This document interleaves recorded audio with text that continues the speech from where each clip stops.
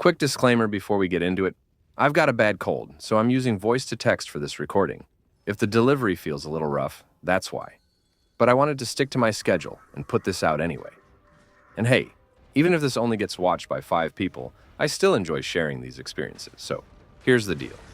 After putting over 600 hours into Elden Ring, and yes, I did platinum it, which was a grind, but absolutely worth it, I was left with this itch to find another Soulslike that could pull me in the same way.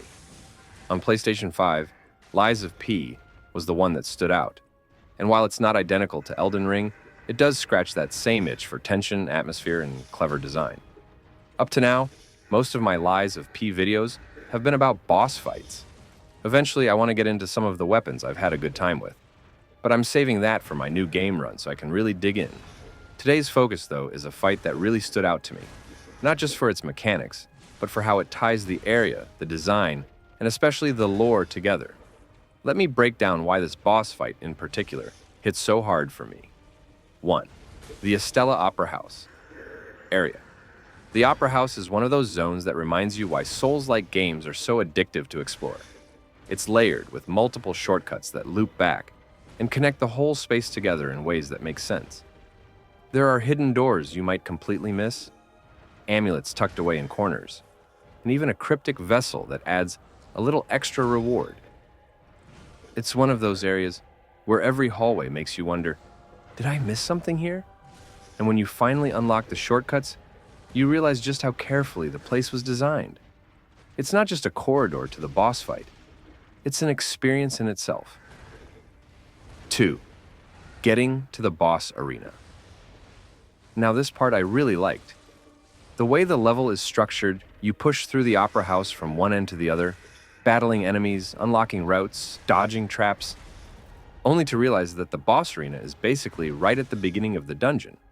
You could see it early on, but you weren't allowed in until you did the whole loop. Classic Souls-like trick. And it always feels rewarding when the map folds back on itself. And then, there's that entrance. Walking across a narrow plank with this massive flaming chandelier swinging overhead. It's such a dramatic touch.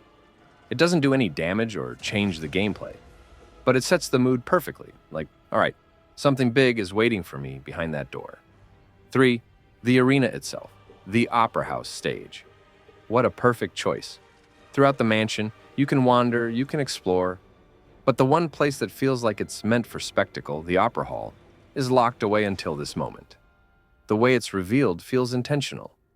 You walk in and suddenly, you're not just fighting in a courtyard or a dusty hall. You're in a grand stage with the spotlight on you. It really feels like the game is saying, this isn't just another fight, this is theater. And in a way it's fitting, because what happens here does play out like a performance. One that leaves you questioning what's real and what's a mask. The lore twist. Now here's where I have to tread carefully because I don't want to spoil the cutscene or the reveal.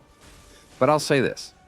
Up until this point, the bosses in Lies of P give you bits of lore, enough to flavor the world, but not enough to completely shake your understanding of it. This fight changes that. The opening cutscene turns everything upside down. The way you've been viewing NPCs, the story, even your own place in this world, it suddenly feels less certain. And it's not just for shock value. It's the kind of twist that makes you stop button mashing for a second and think, hold on, what is really going on here? For me, this was the turning point in the game. Before I was enjoying it, the combat, the atmosphere, the challenge. But after this fight, I was invested. I started paying closer attention to the dialogue, the item descriptions, the environments. Because this one encounter proved the story wasn't just background noise. It was leading somewhere meaningful. And that's what makes this boss fight so special. It's not just a battle against another puppet or monstrosity. It's the game showing its hand, giving you a taste of the bigger picture and pulling you deeper into the mystery. That combination, strong level design, an incredible arena, and a lore reveal that flips the table, makes it one of my favorite encounters so far. So yeah, that's my take on the Opera House boss fight in Lies of P. More of an opinion piece, but one I felt was worth sharing.